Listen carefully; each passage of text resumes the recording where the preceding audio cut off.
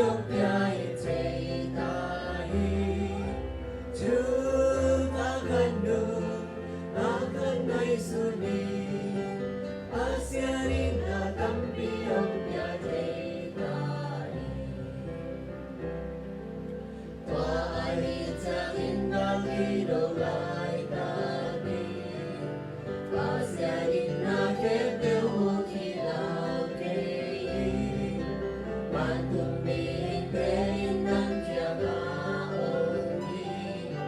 Nang pinotungin ng amutini Tupakan nung akan ay suni At ang piyong piyay te tahi Tupakan nung